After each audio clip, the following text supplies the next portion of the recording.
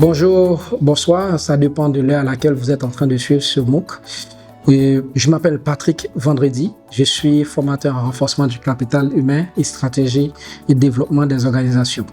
Bienvenue à ce MOOC sur l'afroféminisme et décolonisation. Ce MOOC que nous allons partager avec vous vise à permettre aux responsables d'organisation que vous êtes de comprendre les fondements, les enjeux et les pratiques du mouvement afroféminisme et de la décolonisation.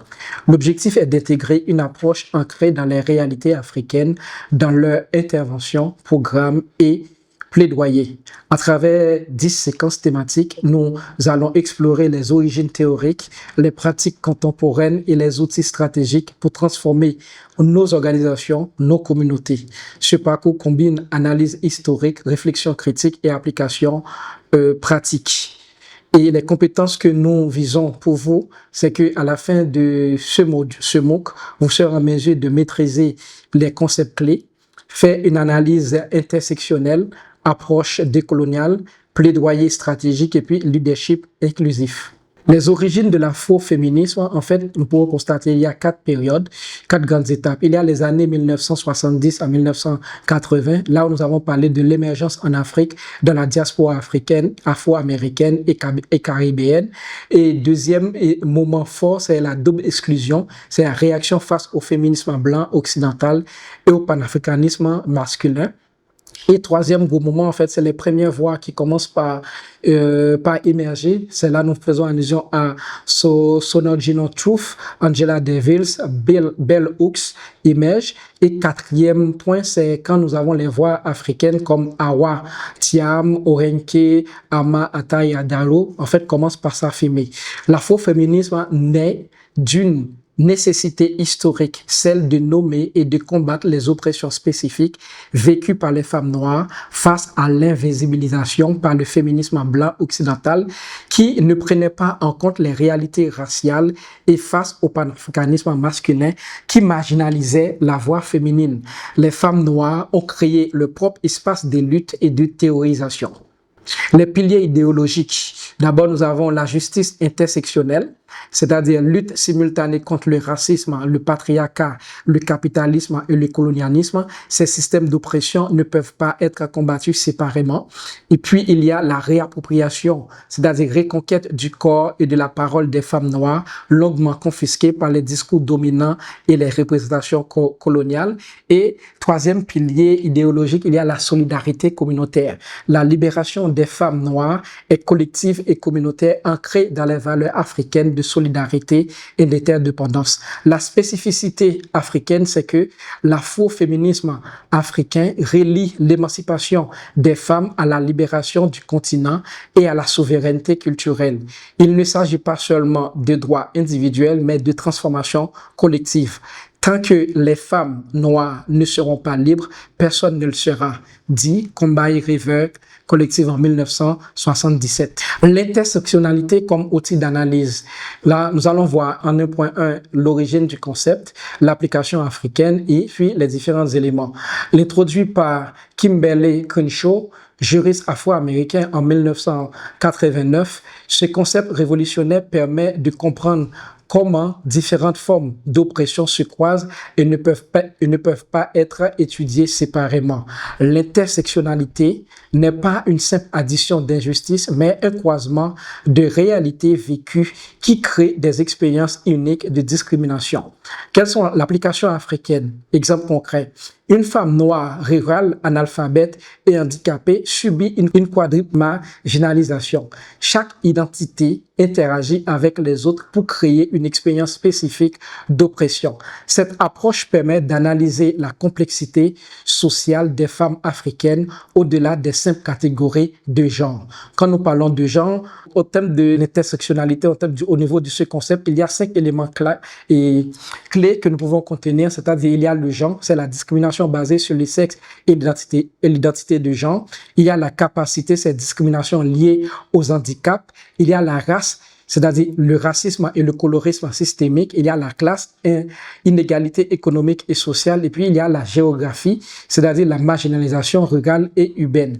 L'utilisation dans les OSC, pour les organisations de la société civile, les intersectionnalité devient un outil essentiel pour concevoir des programmes inclusifs et sensibles aux différences. Elle permet de repenser la gouvernance interne en faveur de l'équité réelle en identifiant les barrières multiples qui empêchent certaines femmes d'accéder au leadership ou aux ressources. Décoloniser la pensée féministe. Nous allons aborder ce thème en 4 points. D'abord, il faut identifier les biais. Le féminisme dominant a longtemps imposé une vision occidentale, individualiste et universaliste qui ignore les réalités africaines. 2. Reconnaître les valeurs africaines, c'est-à-dire le collectif, la maternité sociale, la spiritualité et la solidarité sont centrales dans les approches africaines. Troisièmement, il faut contextualiser les luttes. Le féminisme africain ne vise pas à copier, mais à contextualiser les luttes selon les réalités. 4. Pratiquer la décolonisation, c'est-à-dire inclusion des langues africaine, transmission intergénérationnelle, révalorisation des savoirs ancestraux. Ubuntu, je suis parce que nous sommes. Cette philosophie africaine illustre parfaitement la différence entre l'approche individualiste occidentale et l'approche communautaire africaine. L'émancipation n'est pas individuelle, mais elle est collective. Les mouvements afroféministes en Afrique de l'Ouest. Les mouvements afroféministes ouest-africains contemporains construisent une nouvelle conscience politique féminine africaine à travers des stratégies innovantes et des luttes contextualisées. D'abord, il y a la Féministe République, basée au Bénin. Ce collectif travaille sur les violences basées sur le genre et le leadership féminin à travers l'activisme. Il y a l'afroféminisme collectif au Sénégal. Ce mouvement se concentre sur les droits reproductifs et l'éducation des filles. Il y a Women Africa travaille sur l'écologie féministe et la justice environnementale à travers le continent. Il y a les stratégies de mobilisation. Au niveau des stratégies de mobilisation, en fait, il y a 3 points clés que les afroféministes utilisent, à savoir, il y a les réseaux sociaux, c'est utiliser des hashtags comme afroféminisme et justice pour les femmes pour amplifier les voix. Il y a artivisme, c'est-à-dire fusion de l'art et du militantisme pour toucher les cœurs et les esprits. Et puis, il y a les espaces sûrs, c'est-à-dire construction des lieux de dialogue et de guérison pour les femmes. Quels sont les enjeux actuels? Ces mouvements font face à des menaces, au cyberharcèlement et au manque de financement. Des conflits générationnels émergent également entre féminisme académique et populaire, nécessitant des ponts intergénérationnels. Le féminisme de la survie et de la reconstruction, développé par Amina Mama Oyenke et d'autres théoriciennes africaines, ce concept désigne des pratiques féministes non déclarées, mais actives dans les espaces de crise, de pauvreté ou de guerre. Il reconnaît que le féminisme africain n'est pas un discours académique, c'est une pratique quotidienne de survie et d'amour collectif. D'abord, il y a l'économie solidaire, femmes commerçantes et paysannes qui créent des coopératives, micro-entreprises et mutuelles pour assurer la survie économique et leur communauté. D'abord, il y a la reconstruction post-conflit, c'est-à-dire les femmes déplacées qui reconstruisent les tissus sociaux après les guerres, comme en Sierra Leone, au Libéria, devenant les piliers de la réconciliation. Il y a les transmissions intergénérationnelles où la préservation et la transmission des savoirs, des valeurs et des stratégies de résilience aux jeunes générations.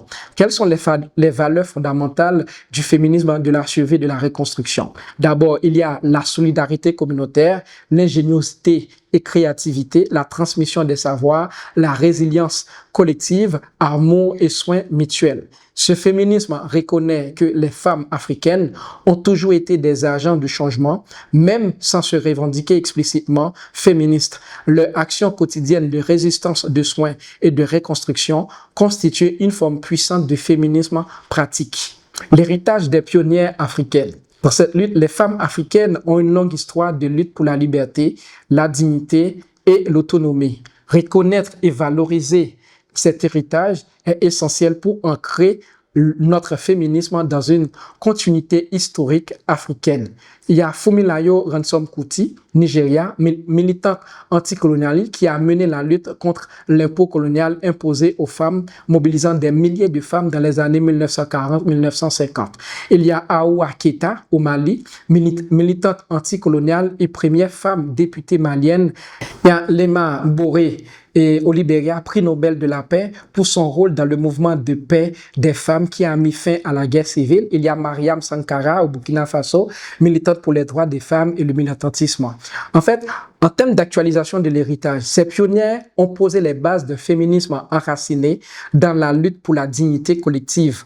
Aujourd'hui, nous devons relier leur lutte à celle d'aujourd'hui, c'est-à-dire écologie, droits numériques, lutte contre le harcèlement en ligne, justice climatique. Leur héritage nous enseigne que le leadership communautaire, l'éducation, l'écologie et la justice sont indissociables de l'émancipation des femmes.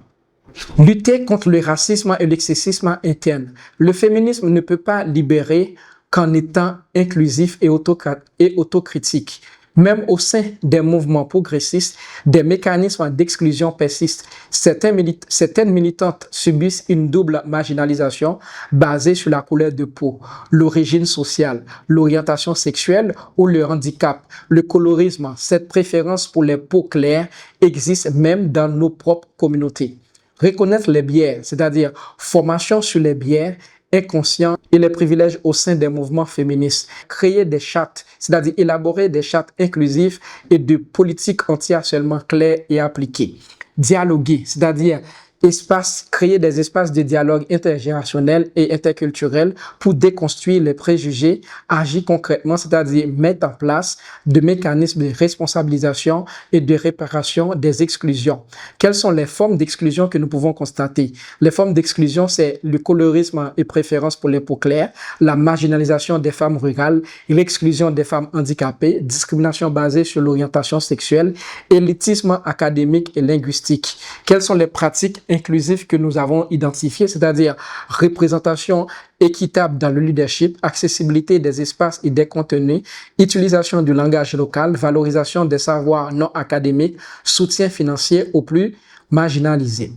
L'art et la culture comme résistance. L'art afro-féministe n'est pas divertissement, c'est résistance, mémoire et libération. La musique, la littérature, la poésie, la mode et les arts visuels deviennent des armes de contestation et des espaces de guérison collective.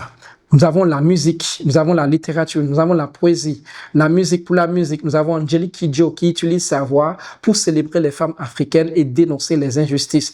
Et sur le plan littéraire, nous avons Chimamanda Ngozi Adichie qui déconstruit les stéréotypes et raconte les histoires africaines.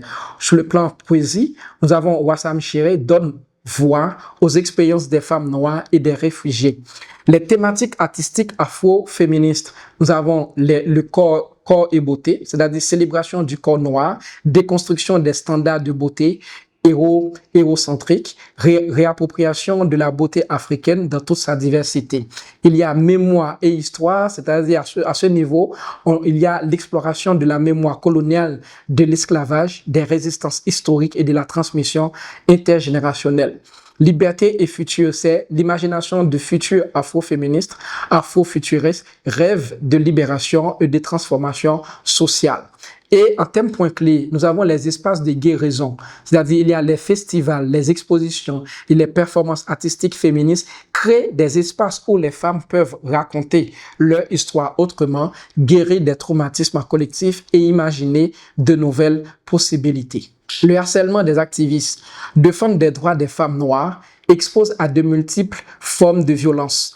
Comprendre ces mécanismes et développer des stratégies de protection collective est essentiel pour la pérennité de nos mouvements. Il y a le harcèlement en ligne, c'est-à-dire il y a les insultes, les menaces de mort, campagnes de diffamation, doxing, publication d'informations personnelles, revenge porn, et en fait, organisées sur les réseaux sociaux. Il y a les violences physiques, l'intimidation lors d'événements publics, agressions, menaces directes contre les militantes et leurs familles, surveillance et filature. Il y a la marginalisation institutionnelle, exclusion des espaces de décision, refus de financement, délégitimisation des voix féministes par les instances et les médias. Conséquences et réponses. En termes d'impact sur les militants, nous avons isolement social et professionnel. Nous avons stress post-traumatique et anxiété. Nous avons l'autocensure et désengagement. Nous avons l'épuisement militant, c'est-à-dire parfois ils arrivent jusqu'au burn-out. Il y a la précarité économique. Quelles sont les stratégies de protection que nous pouvons mettre en place? C'est-à-dire c'est de développer des réseaux de soutien et de sororité, mettre en place des sécurités numériques et anonymat, organiser des campagnes de solidarité, accompagnement psychologique, documentation des violences, défendre les droits des femmes noires expose, mais la solidarité protège. Intégrer l'afro-féminisme dans les OSC, dans les organisations de la société civile. Pour les organisations de la société civile, intégrer une approche afro-féministe ne se limite pas à ajouter une perspective genre. Il s'agit d'une transformation profonde des pratiques, des structures et des valeurs organisationnelles. Pour ce faire, il y a 4 éléments sur lesquels nous pouvons nous baser. D'abord, il faut faire un diagnostic, c'est-à-dire analyser les pratiques actuelles et identifier les biais. Il faut organiser des formations, former l'équipe au concept afro-féministe. Il faut mettre en place des stratégies, c'est-à-dire élaborer une stratégie d'intégration transversale et puis mettre en œuvre, c'est-à-dire transformer les programmes et la gouvernance et après mettre en place un système d'évaluation, c'est-à-dire pour mesurer l'impact et ajuster les pratiques. Domaine d'application, il y a la gouvernance interne au niveau de l'organisation. Il y a dans la conception du programme, on pourra utiliser l'analyse intersectionnelle pour identifier les besoins spécifiques impliquant les femmes bénéficiaires dans la conception et l'évaluation des programmes.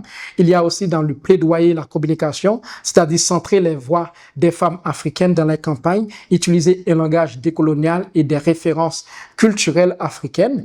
Et sur le plan partenarial et financement, on peut privilégier aussi des partenariats avec des organisations afro-féministes, négocier des financements qui respectent l'autonomie et les priorités locales. Quelques outils pratiques que nous pouvons utiliser pour le plaidoyer.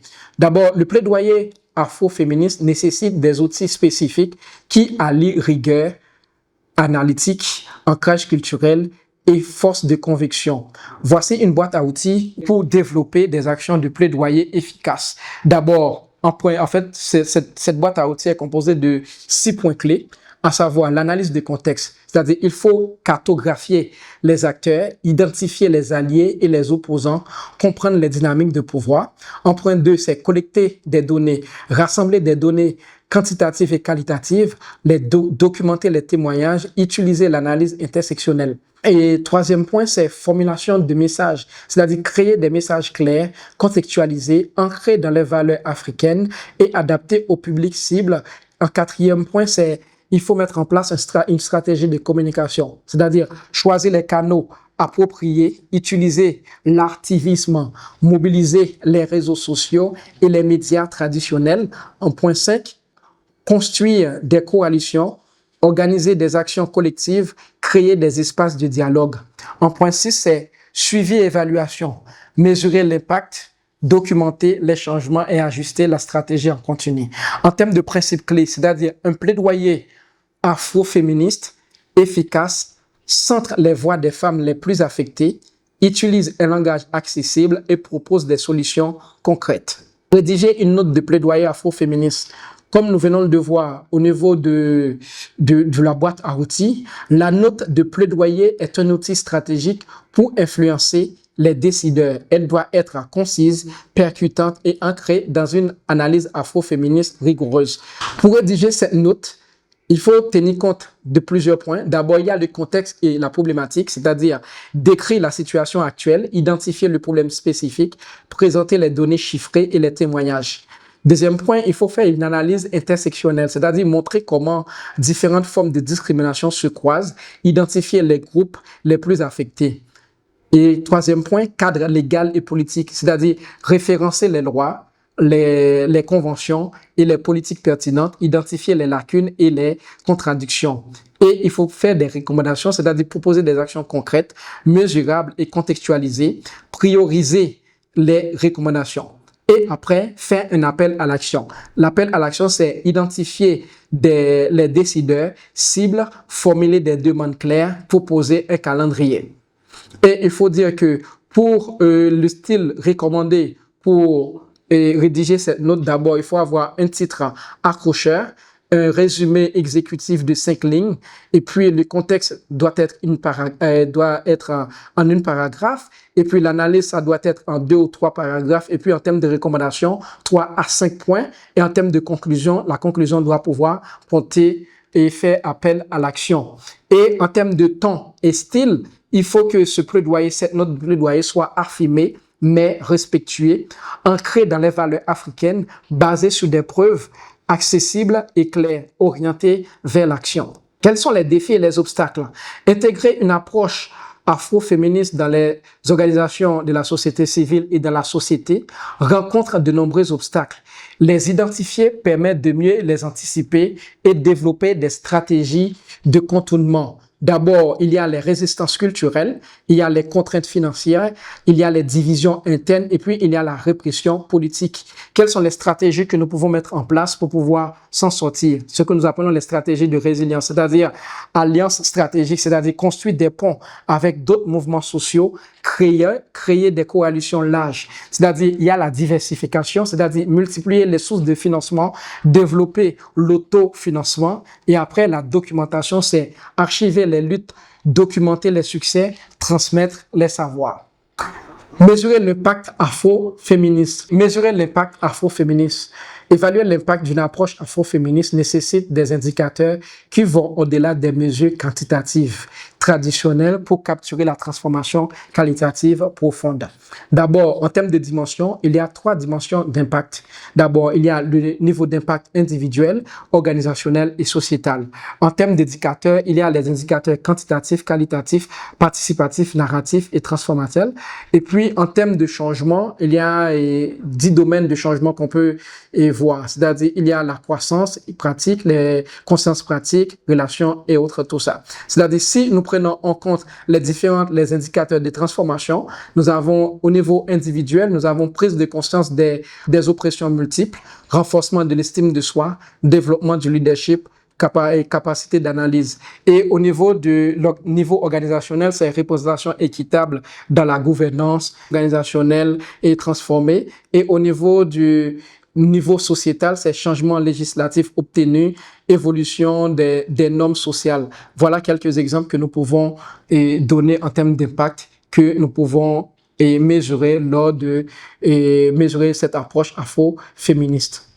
N'oubliez pas, en fait, pour transformer, l'approche afro-féministe vise à transformer nos pratiques, libérer nos communautés.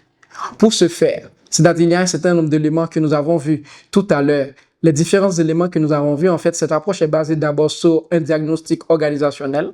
Et quand nous finissons de faire ce diagnostic organisationnel, il faut prévoir un plan d'action. Et puis, n'oubliez pas aussi, pour pouvoir intégrer cette approche dans nos organisations, il faut mettre l'accent sur la formation, c'est-à-dire organiser des sessions de sensibilisation pour l'ensemble des équipes. Et puis, prendre en compte des actions à évaluer, mettre en place un système où nous pouvons évaluer cette action-là. Nous voilà à la fin de ce MOOC, chers responsables d'organisation. Nous espérons que nous vous avons apporté un certain nombre d'informations qui vous permettront à mettre en place cette approche au niveau de votre organisation pour permettre de transformer les vies. N'oubliez pas, l'approche afro-féministe vise à transformer nos pratiques, à libérer nos communautés. À bientôt.